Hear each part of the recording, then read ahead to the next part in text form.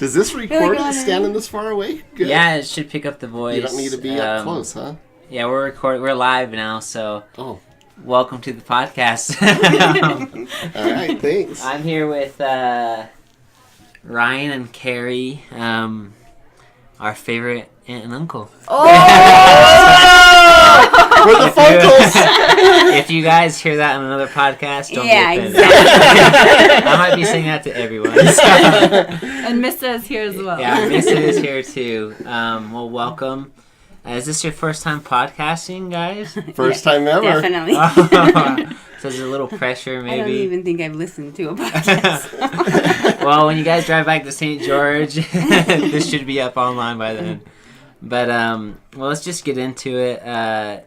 Let's talk about, well, Ryan, we know you're from Woodruff, but where are you from, Ryan? I'm from St. George, technically. I was born in Salt Lake, and when I was 3, my mom got divorced and moved to St. George.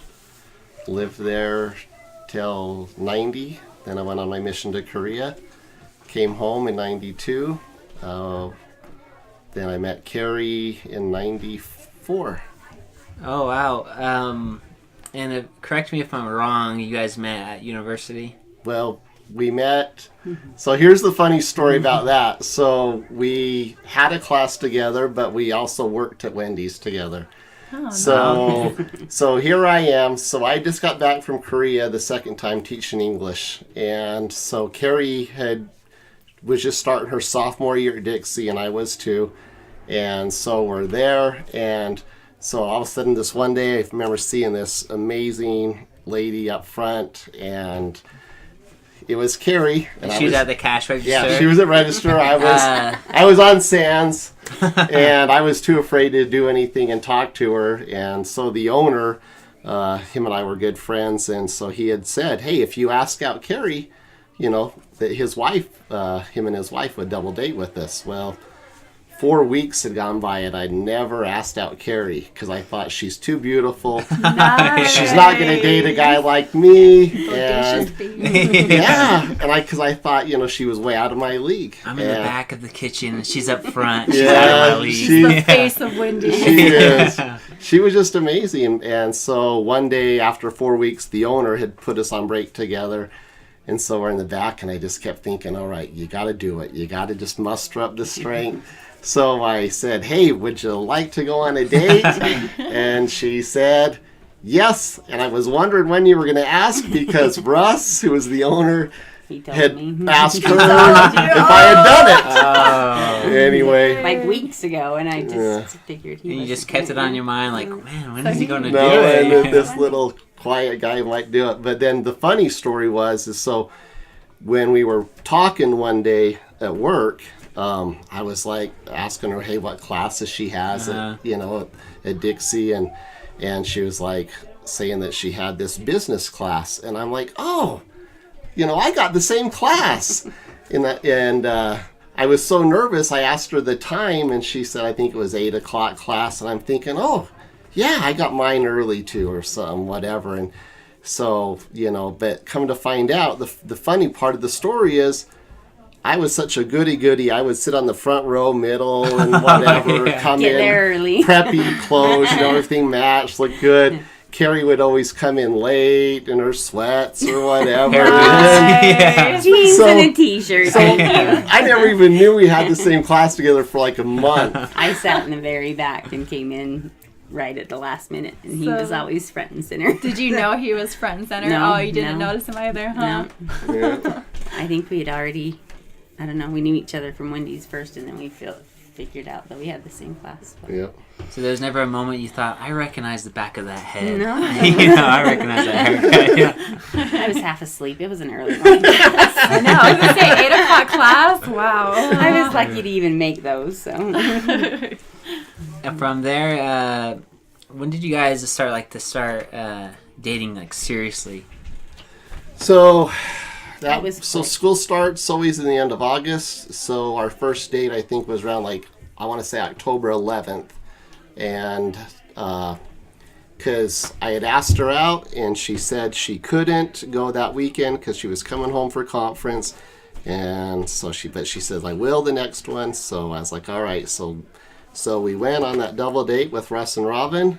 And he's dying to tell you the story about so that. here's the story. I've heard a part of it. Yeah. Okay, so the story is, we went out to an Italian restaurant, and then we went bowling after. And so, I hate my this whole story. life, you always hear about what I'm going to say, but I've never seen it actually happen. So, but let's just paint the picture, because I'm good at painting a picture. So here we are. We're on lane number 2. Oh my goodness. Kari's How do you wearing remember all these this?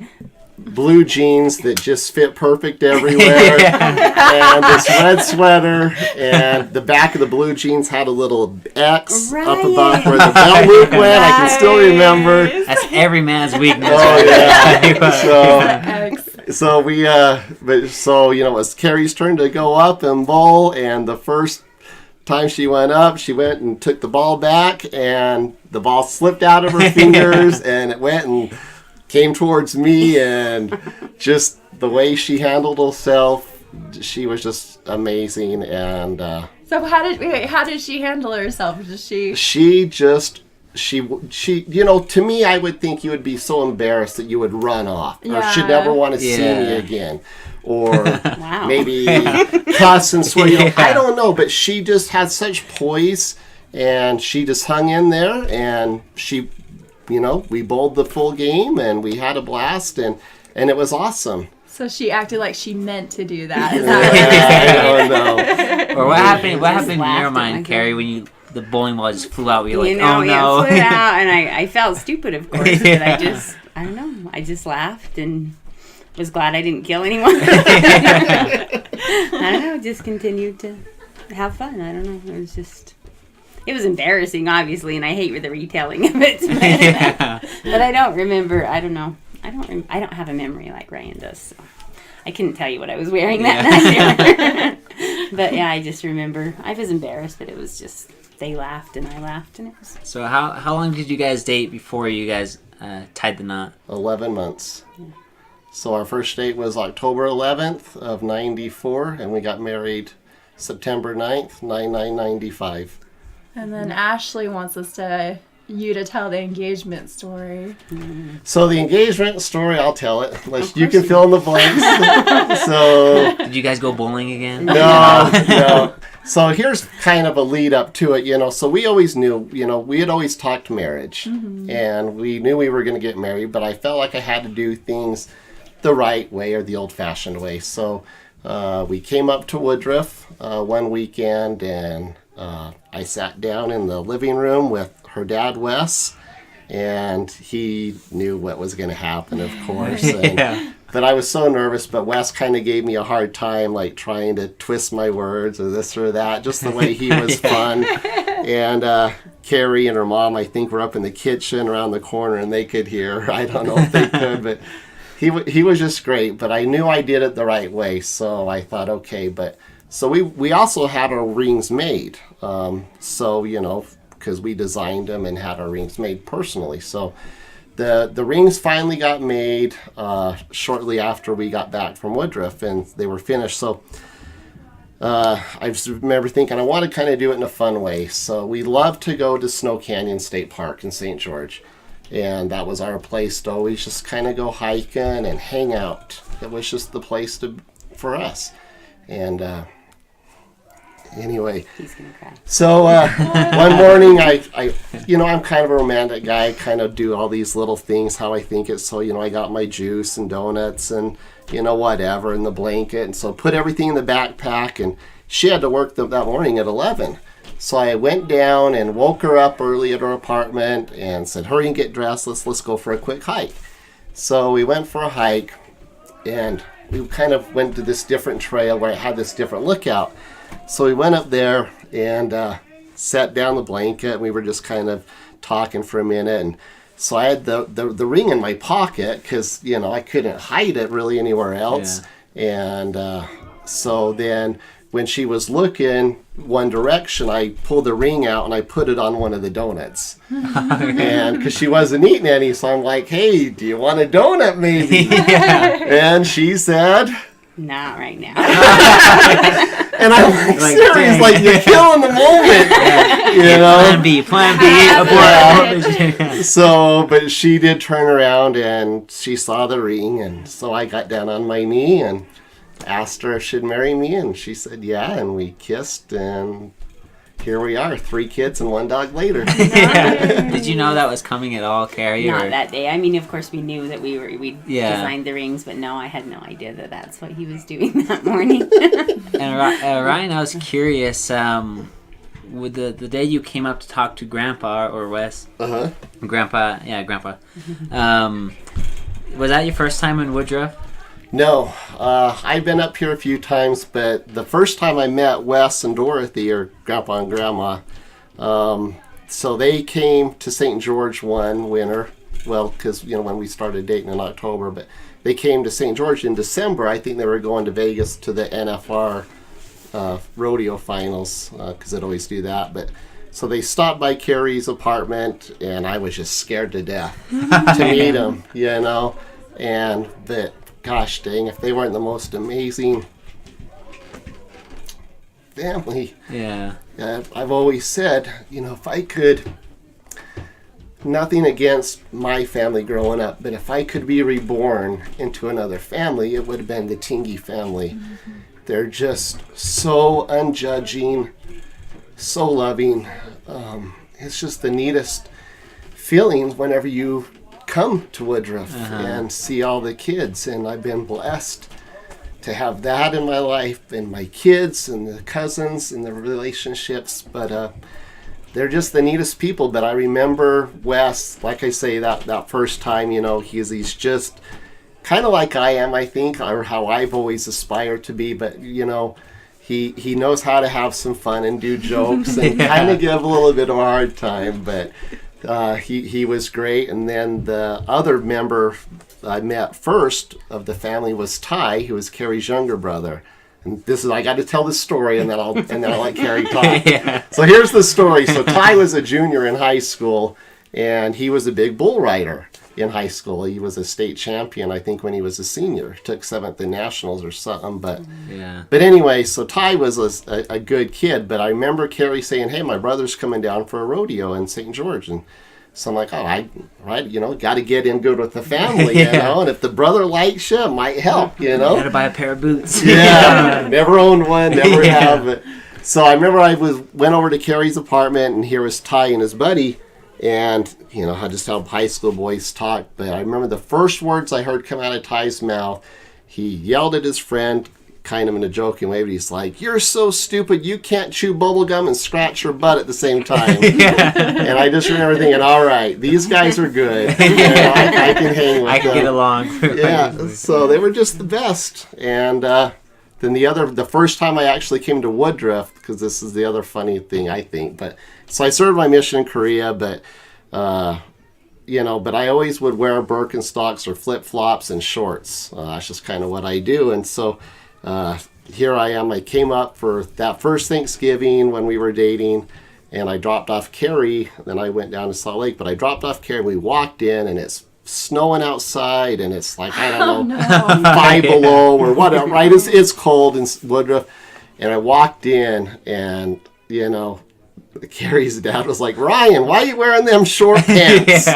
He didn't call them short. They're short pants. And, I would just always write little notes on the grandma's fridge in this marker and in Korean words, whatever. So she'd always call me a Korean twit. But,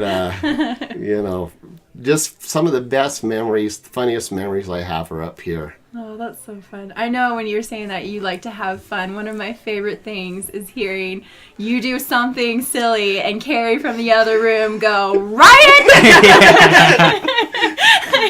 It's kind of the best thing. And you got that sheepish grin on your face. Yeah, Like, he knows. I think he says it louder, so I'll hear it. Yeah, he knows where to push the buttons. He does. He definitely does. You guys do that a lot at home? Oh, Is that yeah. a constant way?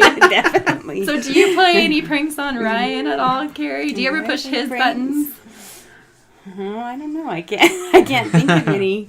I mean, I joke with him or, tease him Ever had his about- golf clubs? Or... No. I tease him about telling a 20-minute story that could be told in 10 or 12 words like we were doing this afternoon. But no, I can't think of it. Have I ever? I know we've gotten in our share of water fights and sure. things like that. We do, but- yeah. That's some of the Yeah. funnest things, yeah, where we'll just be home and we'll just be doing something, washing dishes, I don't know, or one of us will start it, well, we'll just get a glass of water and throw it on each other, or, I guess to me, I got to do it if I'm safe, so if she's in the shower, I'll dump the cold water over the shower, and, then the neighbor, let's just say the neighbors know my name. and Ryan is a 4-letter word.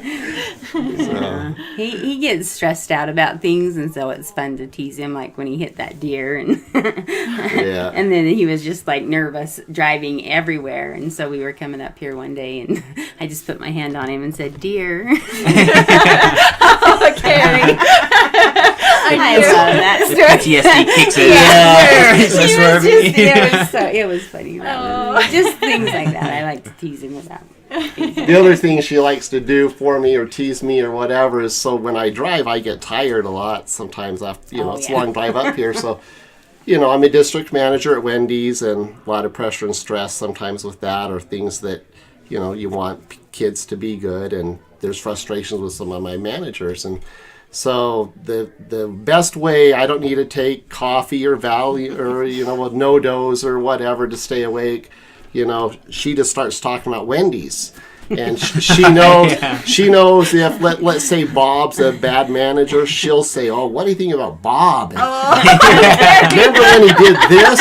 And It wakes him right up. Yeah. But I think I learned that from Grandma, because she does that to Grandpa all the time to keep him awake. That's so funny. So you just find something that and then And from he there on, wakes I'm riled and I'm awake and I'm good the whole way. And It really gets him riled if I take the other person's side. Like, Bob didn't mean to spin those burgers. I think we're being too hard on Bob. Give him a break. He was just stealing from the cash register, like $20. Yeah, it's like $20. Yeah, I do that quite often. yeah. Well, he goes. We have different perspectives. I think of it as the employee, because that's what I was when I worked there, and he's always on the. So I always take the little guy's side, and that drives him crazy. That's awesome. Ryan, do you good. ever say I'm sure you've hired, you interviewed, people that get the job. You ever ask Kari for advice, like, hey, what do you think about this person? Or Not on interviews, but honestly, because Kari, we met at Wendy's, she knows Wendy's, and she knows, the values and standards that we have. And it's hard to get people to buy in on do that a lot of times, and because it comes from each person. But, Kari is always great at listening.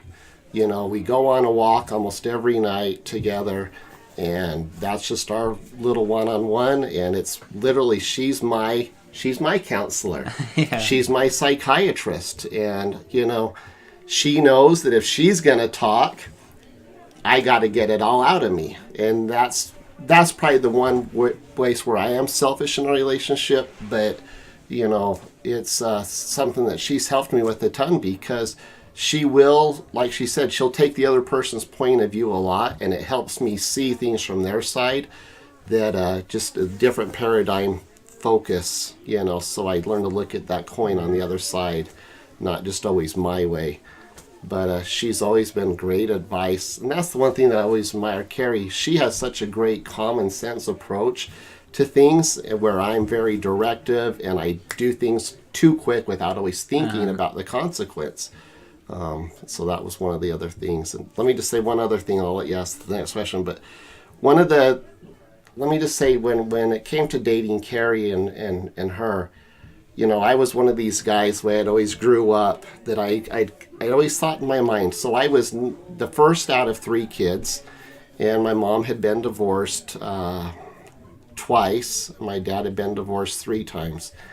And so I had always thought to myself, I want to meet a girl I want to marry a girl who has come from a family that there wasn't divorce, and where she wasn't the number one child, because this way I can relate with the younger or with the older kids, what their struggles they're going through.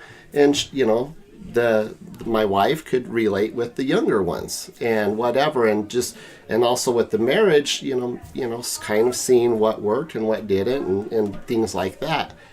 So here's Kari. So what is she? She's number 5 out of 7 kids. Yeah. Wes and Dorothy have been married 50... I don't know. It's over my head. Yeah. I think 56. 56 years? Very long time. 56 years. Wow. I think so, because wasn't it 2012 that we went on that? Yeah. 50th? Yeah. Oh, it might be 57. Okay. In June. So, just an amazing thing. And so that just,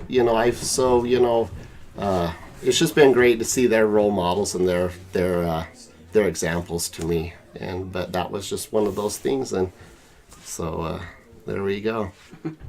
And plus, Kari had skinny ankles too.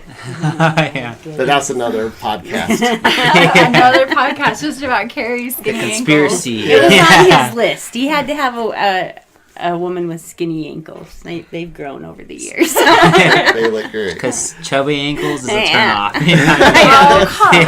think that like a mission president or something said that, or a seminary teacher or something, and it just got in his head. Oh, that's so funny. No, it sounds But like he still loves me, and they've grown. So. And with you, Kari, what was the number one factor that you knew that Ryan was the one for you? It's funny. When I first saw Ryan, I talked to him at work and stuff and got to know him. I went home and told my roommate that there was a cute guy that I think she would like. He was her type, I was kind of a little bit of a rebel. You almost changed the course of history at this one. I was a little bit, I don't know. I was not wild or anything, but I just wasn't. The countryside Ryan was kicked different, in. yeah. Ryan, I think he was talking about it early about being Peter Priesthood and me. I just wasn't. I wasn't like that, and so. But she was, and so I thought that they would be a good match. But then, I don't know. It was a feeling. It really was when we went out a few times, and I just knew. I think the first time I saw him, I knew there was a connection or something. Mine was a total. It was like. I met the person I was supposed to be with. And I remember I don't mean to get religious, but no, you can, yeah. Yeah, religion's always good. I didn't pray. I was not very, I didn't have a very good relationship there, but a few months after we were married, I hadn't prayed in years. Yeah. But I'm like, this is a big decision, and I don't know. My roommate, my best friend, was going to move back to Logan. And I was deciding, but I just met Ryan. And I was deciding, do I stay here and see where this goes? Or I go, my plan was to go back with her and just, room with her. And I remember just praying about it and saying, okay, I don't know how to talk to you. But, am I supposed to marry this? Is it right? And the first time I ever felt that voice in my head say, yes, it's right. And it just confirmed what I already knew. And that's, I don't know, it was just a feeling. Honestly, when I first met him, I knew there was something.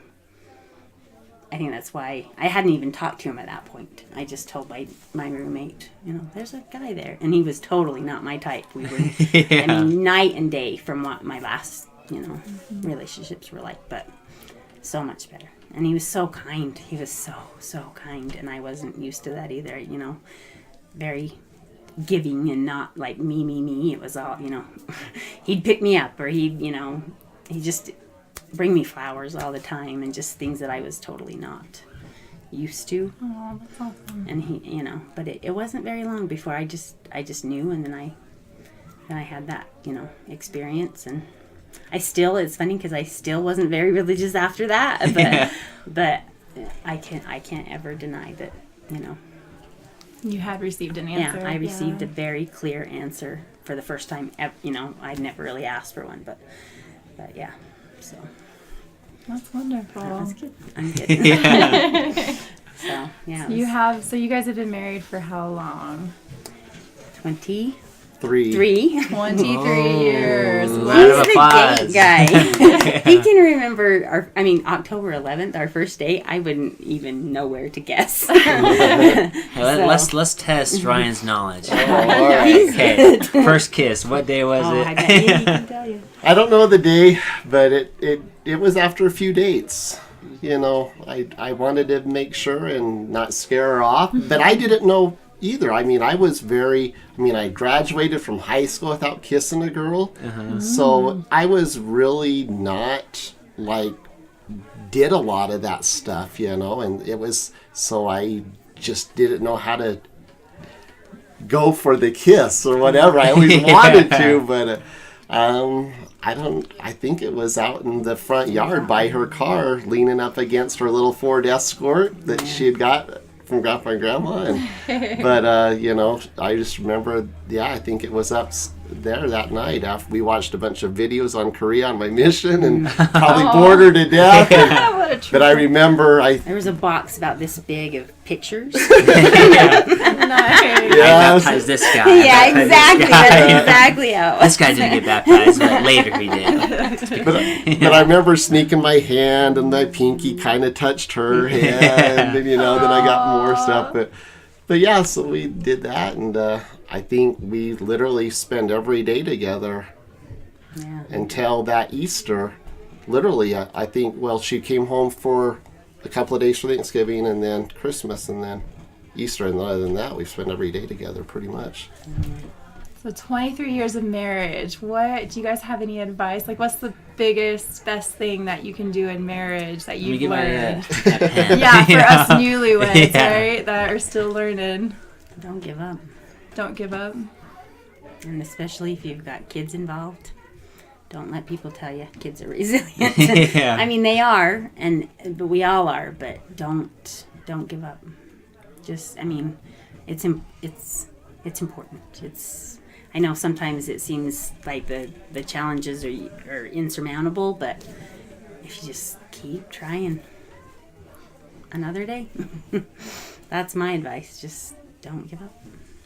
Like that. But both of you have to be, you know, you both have to Choose. to want it. You know, if one of you doesn't, that kind of changes the choices of the other. But don't give up.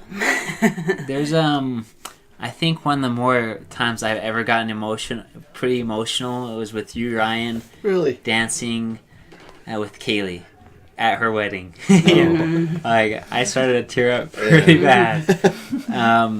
Yeah. What was that moment for you like? Your first daughter, in a sense, like giving her away. It was hard. You know, for 4 years, Kaylee was our only child. And, you know, her and I just clicked. You know, Kaylee at 14 years old went to work for me at Wendy's. And because she was so young, I would always go in and help her at night, help her close the dining room. And we would always talk as I'd drive her to work or drive her home. And so Wendy's, and her and I just really bonded through Wendy's and with all my kids. But Kaylee started so much younger. And I was able to drive her more doing that. So, you know, she was really close. And, you know, and I just never thought that she was going to get married, or at least so young. And I don't know. It was hard. Jackson's a great guy. They do amazing things together. They've just got the same values and same goals, I think, a lot, and they do a lot of fun things. But as a dad, you got boys and girls, and boys, I don't worry about Austin. I think he'll be good, right? You know, meeting a wife and having a family. As far as, you know, when you have a daughter, you know, they're your princess, and you just feel you got to protect them a little more than the boys. Because you know sometimes how boys think. And you just, anyway, I don't know on that. But I guess all I'm saying is it was hard. But, you know, I remember where she came and talked to me and told me. And I didn't want to believe it. I was in denial forever. And I mean, it was tough. But seeing her that day, you know, she was beautiful, and she was an angel, and she was so happy. And, you know, that's when I knew that was right for them, that they were to be together. And that dance was kind of like, I felt like my last moment with Kaylee. And it was hard to say goodbye and to let go. And that was the hard thing for me, is that letting go. I don't like saying goodbyes. You know, when I started my mission in Korea, I went back for another year because I didn't want to say goodbye to the people. And you know, just anybody I hate saying goodbye to. But, you know, that was a tough one, knowing that she was going to be gone and never coming home, or if she did, you know, that she wouldn't be alone, and just kind of going and doing things like we would, the 5 of us, you know, Kari and the kids and me. And but yeah, but she's great. She's so happy, and you just got to learn to let go. Yeah. It's just tough. I will say, Ryan is a great dad. He's probably a better dad than I am a mom. Well, he worries and he cares so much, and he's just always been from day one with Kaylee, and just a great dad. He was just born to be a dad. I don't know. He's a good dad.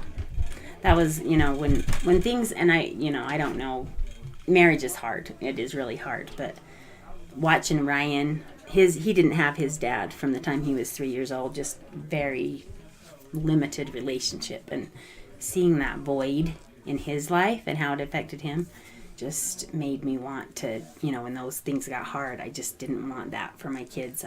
Because he's such a great dad, I wanted them to be with him, you know. And so when things did get hard, that helped me make the decision to, you know, to keep trying and to not give up. And I think our relationship it's been great. So we've had our ups and downs, but I think, you know, we've been happy for the most part. So. Yeah, quick memory. I remember the first time I drove a car was on Ryan's lap. Really? Yeah. No way! And I remember this day. How old were you? I was pretty small. I couldn't reach the pedals. Really? That's funny. So I remember I think we were driving down that dirt road past the rodeo, and Ryan turns around, "Hey, Kacey, you want to drive?" And then I hear Kari say, "Oh, he's too little, Ryan." I was like, "He'll be fine."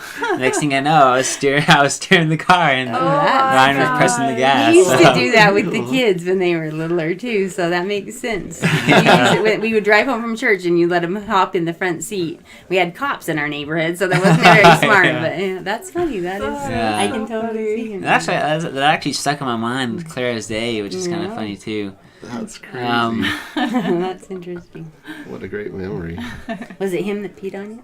No, that I hope That was wasn't me. Travis. I brought him up here for something. We were changing his diaper. When we were first married or something. But yeah, Vicky was changing Trevin's diaper on the couch, and you know, when a diaper's taken off a boy and that air hits something, it kind of makes a reaction. And you know, Trevin just starts going off. He was teeny. He was Old Faithful and shooting the geyser on me, and I'm sitting there getting peed on at the tingies, and I'm like, what? You know, what do I do? That was probably one of the first times you were up here. Anyway, you know, for me, you know, some of the marriage things, you know, like I say, you know, I didn't live with my dad a lot. My first stepdad was a good example at times, and my second or current stepdad, and then my father-in-law. So. And then my boss. So I feel like I've had 5 men in my life who've been great examples and role models.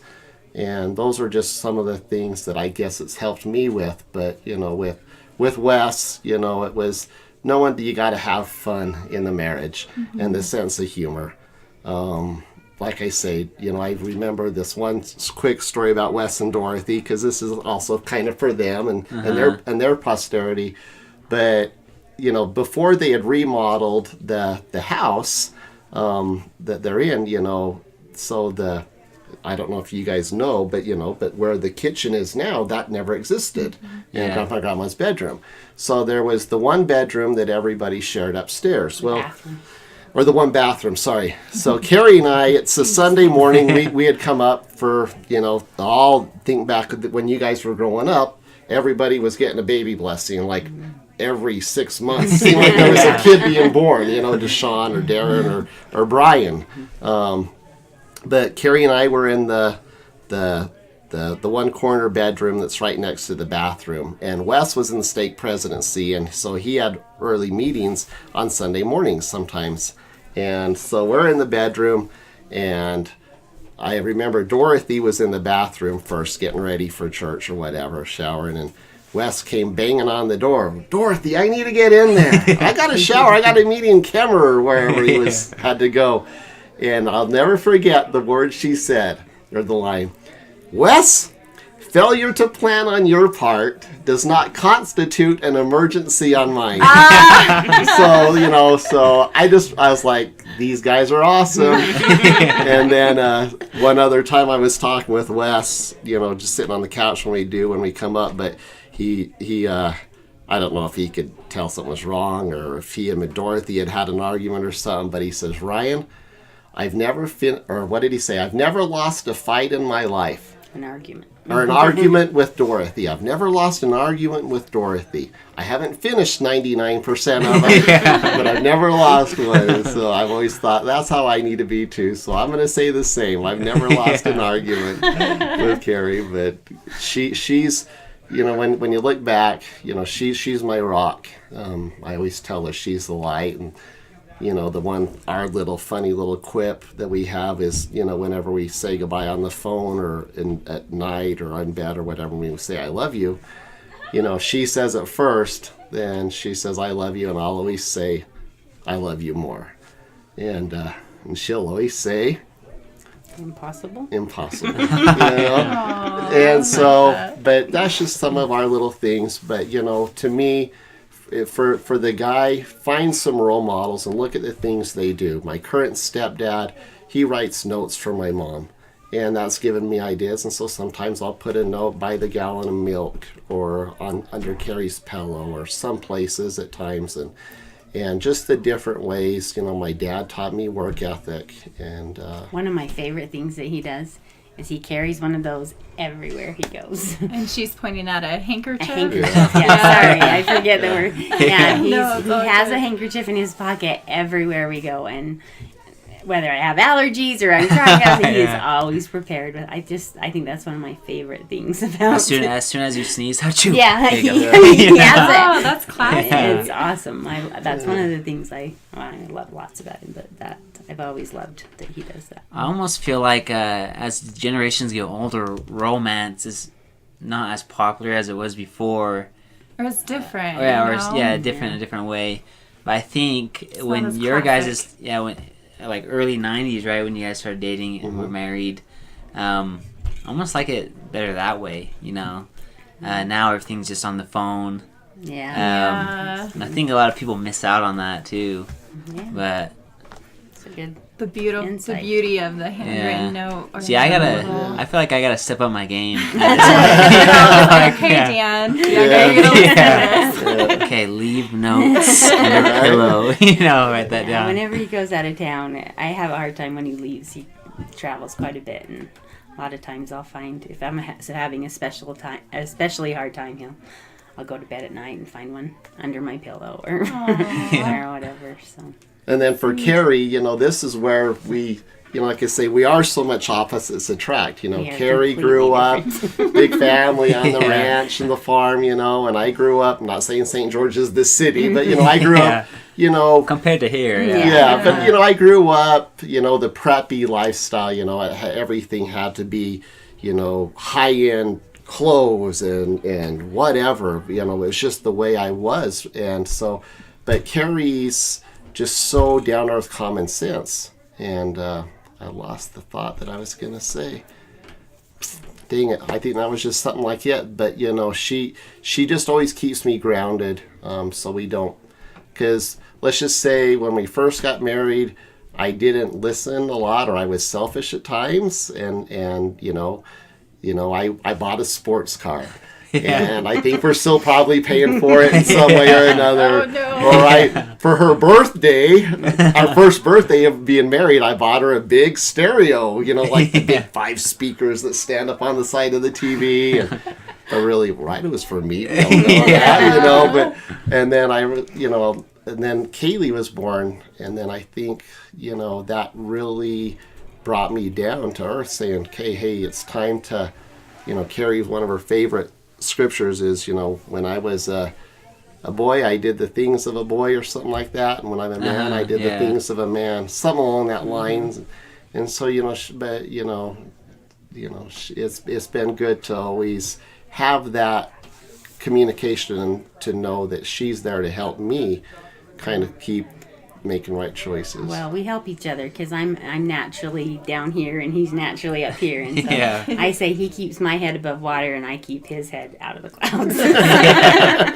We kind of balance each other out together. So. I was kind of curious. So your first 2 were girls. Mm-hmm. So how happy was Ryan when you find out your third was going to be a boy? He was very happy. Great question. He was very happy. He got a lot of joking around by his dad and by his boss about not being able to put the stem on the apple. Oh my gosh. You're not, because they would always say, anybody can have a girl, but a real man can put the stem on the apple. Yeah, I don't like that myself, but I like it. He was so excited to have a boy.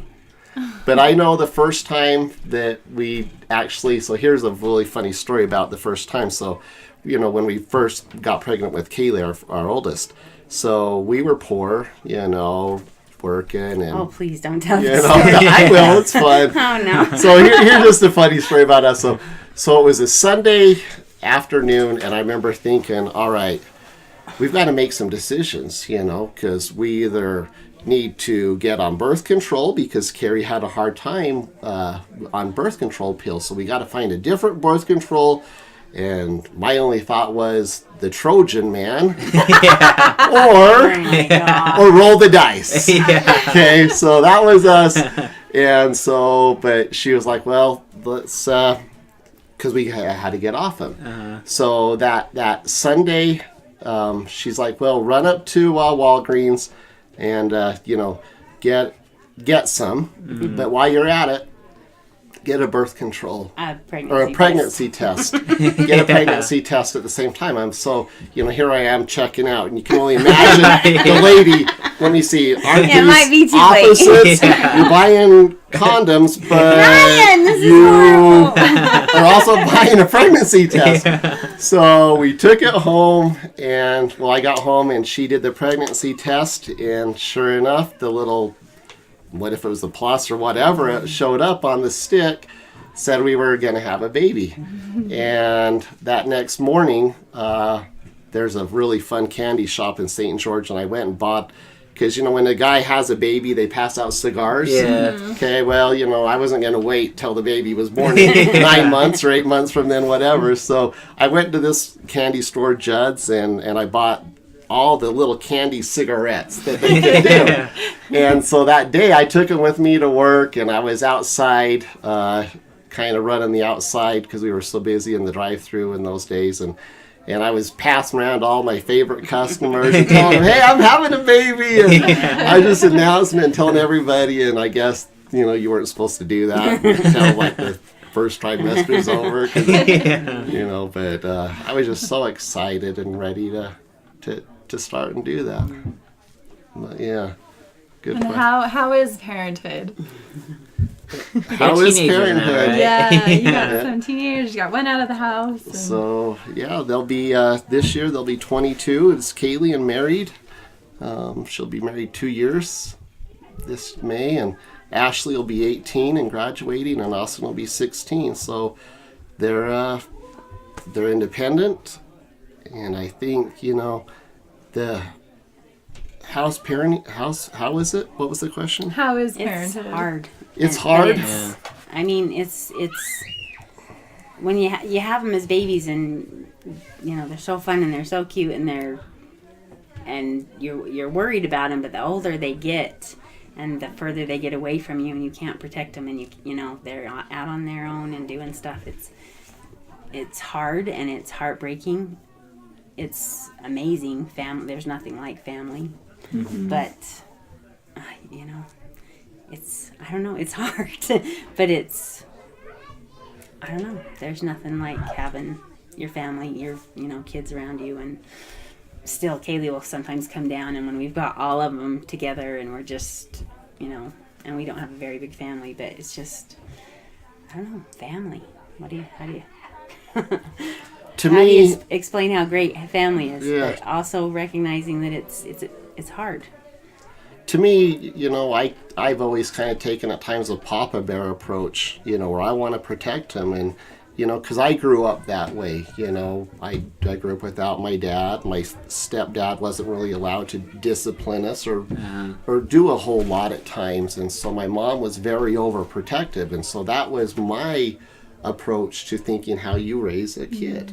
And Kari was always like, Ryan, kind of, they got to fall down and scratch their knee up. They've got to kind of go through the hard times.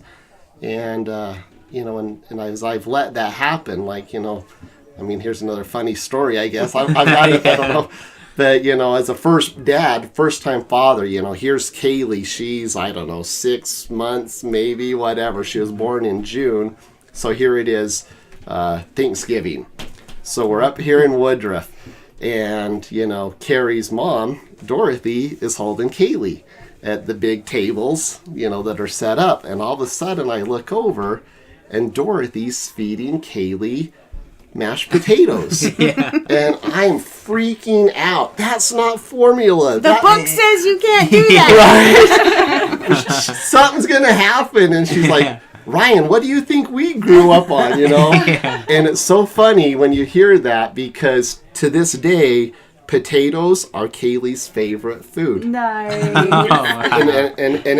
I'm just saying it could be that, but it's just so funny that that's her favorite thing. But the parent, to me, you got to make time for the family. We try to do Sunday nights, and it's tough as the kids work on a Sunday, whatever. But Sunday nights has always been our night. And you got to put away the selfishness. We're all tired. And I'm still this way at times. I'm not perfect, but, we try to eat a dinner and then clean up and play a game. And then we've always just tried to find something that we all like to watch on TV, whatever, because I don't like being alone. Because, to me, it's an absolute knowing that they're going to leave the house one day. And here you are, you have this person in your life for 18 to 20 years. And then one day they're gone, and they're not there every day. So, there's some days that I'll just call Kaylee. When Kaylee was first at SUU, I drove up thinking it was only an hour away, but I would drive up sometimes and just surprise her. And I'd say, hey, do you and Lexi want to go get a drink? Let's go get some, drink and a cookie or whatever. And so we would do that. But to me, you just got to overcome the selfishness. That's and a husband and wife, and when with kids, we all have things we want. But to me, that's the thing that if there was any advice or thing to look at or try is realize we all want things for ourselves. But to me, when we help the other person, that's when we get the joy. It always doesn't have to be, what we want. But, I think as a parent, the hardest thing is not being perfect. Like as they grow and they're going through things, and there are sometimes you're just, I don't know how to help. I don't know what to do, and you don't always have the answers. And that, I think for me, that's hard because they're looking at you like, you know everything. But I think that's by design. I think we're not supposed to be perfect, but I think that's been one of the challenges, is just sometimes being clueless. I don't know how to help her, and that's when I always go to my knees. But but still, Yeah. it's just hard. It's just it's hard, but it's the best thing in the world too. Yeah. So Because you don't want to see somebody that you love unconditionally get hurt. get hurt. That's the hardest. And I always use the riding a bike analogy. That when I'm holding on to Kaylee or Ashley or Austin's bike, the back of the seat cushion that they're sitting on, right? Eventually, I gotta let go, or I'm gonna be the one that's gonna fall because they're gonna pedal faster than I can run. And sometimes they've fallen and sometimes they don't, and you just gotta let them make their mistakes at times, and you just hope that those mistakes aren't huge or whatever, right? Or life altering or whatever, that those consequences don't last forever. But to me, that's just the hard part, is learning to let go, and but knowing that you got to. And as I have, I felt more peace knowing that they're going to be okay. That if I've done the best I could as a dad and Kari as a mom, that hopefully I know they're going to go out there and be curious about things in their life, and they're going to try them. We've all done that, right? You're curious about. To me, that's the curiosity. You wonder. And so we do things out of curiosity. But if we teach them, I think when they're by themselves in those moments, they're going to make good choices. And I've already seen it in some of their friends, and when they go to activities that they haven't gone to, there's been good things that have happened because of it. So I think that's just the tough one, But there was a story one day where Kaylee called me crying because this guy tried to do something to her, and she was at the high school, and she called me. It was like 8:30 at night. I went running down, and my thoughts are just anger and hatred towards this boy. And but when you see your daughter the front door by the flagpole crying, waiting for her dad, that was just you just always know that I guess here's the thing, this is kind of what I told Jackson, even in joking at times, but I've always said, I'll be her dad longer than he'll ever be her husband. And and so because I've just always been there for the kids. This week I got to spend the last 4 days with Ashley up in Salt Lake playing and having fun. And we tussled and disagreed many times, and Ashley would have to tell Kari to tell me to settle down or whatever. And they call and tell on their dad a lot. And Austin, just yesterday was Austin's last day working at Wendy's. So it was a hard day for me yesterday because it was the last of my kids that will get to work with me. And I don't know, maybe the way Kari and her brothers and sisters work with Grandpa on the ranch and moving pipe, whatever. But that was always something that was important to me, that was me and the kids that I was able to have. And so 20 years from now, we'll be sitting around the couch, right, when all the kids come to visit, and, oh, Dad, remember when you did that at Wendy's or whatever, and just the stories, and hopefully, we look back on with good memories, and I guess that's it. So, and then I guess the last thing, well, like I say, just with the selfishness, because a lot of times you are tired, but you just got to understand, that time's so limited. So there's many times Ashley loves to be tucked in every night. We always still, She's right? gonna kill you. She might kill She might, but it's okay, right? Ryan doesn't show up at the reunion. Yeah. We know what happened. She's still our little girl, and still to this day, 2 days away from being 18 years old, Ashley will still every night call out and Ryan, say, she's going to kill you. You need to tuck us in. I need you to tuck me in. That, though. So we will still go into her room and tuck her in and kiss her on the forehead and tuck her in and say we love her and She really just wants us to shut off, do all the stuff she doesn't want to do. Anyways, Shut off the light, light. turn on my fan, yeah. I still like to be I typed need in, water. actually, just Yeah. so you know. good. I have Dan type me in. I could imagine how hard that would be at this phase in your guys' life to, I guess, letting go as they get older, slowly letting go. And I would just imagine when they're in the dating world, for a dad, I'd be so stressed out if I had a girl, Yeah.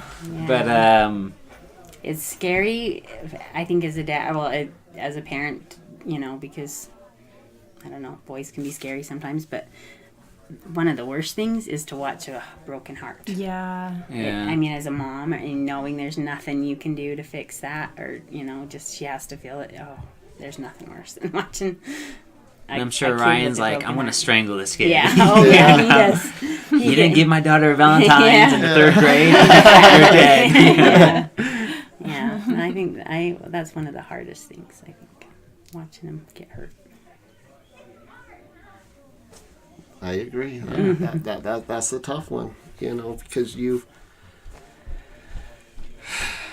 can't fix everything. you can't, and it's just one of those heartaches of knowing they're gonna struggle and go through that. If we self-inflict pain on us, sometimes, right? I told you so, or whatever. But when you see somebody hurt them, that's when it's the worst. But that's something that I've learned from Wes and Dorothy firsthand, because I don't think I'd be here without them. What? Just their love and their forgiveness towards me, Yeah. because we all make mistakes. Yeah. That's one thing you can't. Your love for your child cannot be conditional on how well they do this, or that sometimes you see that in the world, and it's sad and it's scary, and I don't know, a lot of pressure, and I think mom and dad should be the one place that they don't have to worry about how they compare to somebody else, or Yeah. that my personal opinion. And what a gift that you give that to your kids, honestly. I think that's really important. I don't remember my parents ever, mom and dad, ever making me feel. I mean, Lisa was she was the star pupil, Star and child. yeah. But I don't remember my parents ever making me feel bad for getting my B's and C's, and we joke about it sometimes, but they never made me feel bad about it, or I was who I was, and they loved me for me, and she was, I don't know. I never felt like we were competing Good. for There's love and attention. Yeah, there's one thing special about the ranch, and is that's how, like, at least with the cousins, we're really close as cousins. And I don't know if you guys could say the same thing about your guys' cousins, but I think it just really comes from grandma and grandpa. Yeah. And Woodruff is such a I don't want to get emotional too here. But, I got a handkerchief. yeah, but Woodruff is such a special place, and I really felt like myself, I've lucked out. I mean, there's families that live in Beverly Hills or wherever in the world that is super fancy, but it's nothing compared to Woodruff. And so, Well, just watching you guys, when you put your Snapchat of you guys getting together, that is just the coolest. It is. I mean, I have cousins. I don't think I've talked to a cousin in years. I mean, we just weren't like that. But to see your relationship with each other is just amazing. and I think you're right. yeah, and I think a lot of credit does go to our aunts and uncles. Well, thank you. I mean, Because they we were- brought the kids, Yeah. like, I mean, really, because we Brought us were all together. little kids growing up. Like, you guys had the power to pull Let's us not go together. to or let's not go to Woodruff this year, or, Yeah. for whatever reason, which I've never seen once. But yeah, I think as us, the nephews and nieces, your guys' nephews and nieces, and your own kids, we're super, super lucky. Like all my friends that I know do not have a relationship like we do with their Yeah. other cousins. So No, I know Dan is like he gets emotional when he talks about it, like joining this family. Yeah. And I'm not gonna cry, but That's awesome. it's just neat. So. And everyone is welcome. I don't think there's anybody that we've ever, you know what I mean? It's not, it doesn't matter where you came from, or, you're Yeah. here and you're somebody that we know loves you, and so we love you too. And you here's know? a plate of food. Come on in. Yeah. And help yourself. Yeah. So if Ashley brings a guy with tattoos on his face, he's good. Oh, God. If he's a nice guy and Maybe. treats you well, I'm fine with it. He might have a problem with that, Ryan's but taking deep breaths over Yeah. here. If he can support her and treat her he's like a his nice guy, queen, that's all I then care about. that's good. But I mean, kind of talking about the family up here, like even today, I mean, it never changes even for me after 24 years of coming here. So even today, you know, I walk in, and the first thing that happens when you walk in the door, everybody comes and says hi, or they all come and hug you. Mm-hmm. Everybody does, and it doesn't matter if it's, Sherry or Lise or Ty or Brian or Sean or Darren or whoever, that are my age area, right? But as good as that makes me feel, it's so awesome when the younger kids come up to me. So like, if Sage comes and says hi, or the one that always seems like he's always one of the first ones to hug is Jordan. Mm-hmm. Jordan will always come and hug no matter what. Yeah. And then you guys do. I mean, Kacey did today and you did, and I love that. And I guess what I was trying to say is, even as an adult, or an older adult from you guys, it still makes you feel good to come to a home where it feels like home and your family, and we're just all here. I never grew up owning Wranglers or owning boots.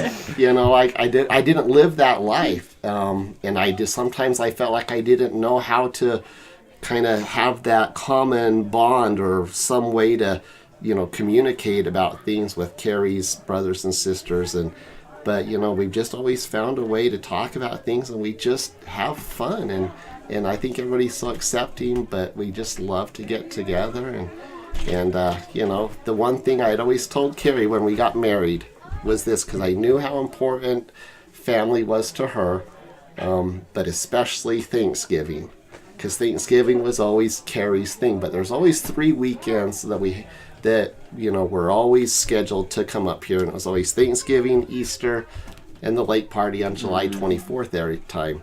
And so I had always told my mom, when kids get married, it's the on year or the off year, right? But I had always told Kari, wherever we live, so we live in St. George, we're never going to travel on Christmas. It's just too hard with Santa and things like that. So I just told my family, Kari will get every Thanksgiving, and that's just the way it is, and you'll get Christmases. And, so we've always come here, and there's always the on year where there's more of her brothers and sisters and the cousins, and there's the off year, and Sean's always here on the off year, and you guys, so, but we're always here with everybody, and and the one thing that always stands out to me so much about Kari's mom is sometimes we'll get up here and we'll be like, well, who else is coming? I don't know. But guess what? Everybody just comes. Like, you don't need an invite on gold leaf paper that says RSVP, right? This door is always open, literally and figuratively. I've never known them to lock that door or their hearts. Yeah. That's my thing, I guess. And as just right before we end, is there anything any shout outs you guys want to? So have you guys listened to any of the podcasts? Mm-hmm. No. So we usually go and a shout out to so and so to see if they're listening, And so it makes them have to respond on the messenger to see if they really did listen to think it. anyone's responded. I know. Well, they better start now. Yeah, This is the first I'd learned of it. So. Yeah. Shout out to Kaylee. Are you listening? Yeah, Kaylee. All right, Kaylee. Don't mess this up, girl. Yeah. Pressure's on. That was going to be mine too.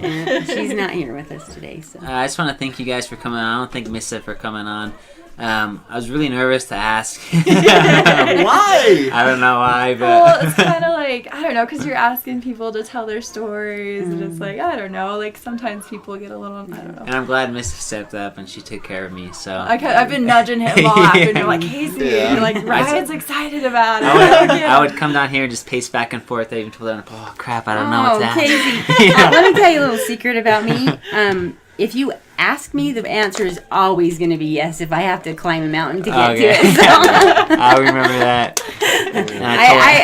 I don't turn. I mean, if it's in my power to do it, I'm not going to turn you down. So Kari's going to be hosting the next Oh, no. podcast. I have a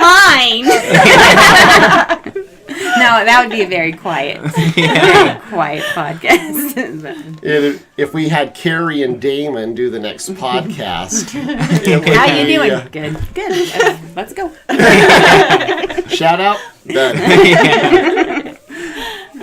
Well, thanks, guys. This was awesome. I hope you guys enjoyed it. And It was. I'll recommend it to my siblings. All right. Good. All right. And, you could even tell them you guys got emotional. It's fine. You know? Yeah. But thanks for coming on, and that's it. We love you guys. Love you guys too. Thank you. It's always good to say we love you, Grandma. Love you, Grandma. Yeah. Oh, love you, Mom. Love you, Dorothy. Okay, 3, 2, 1.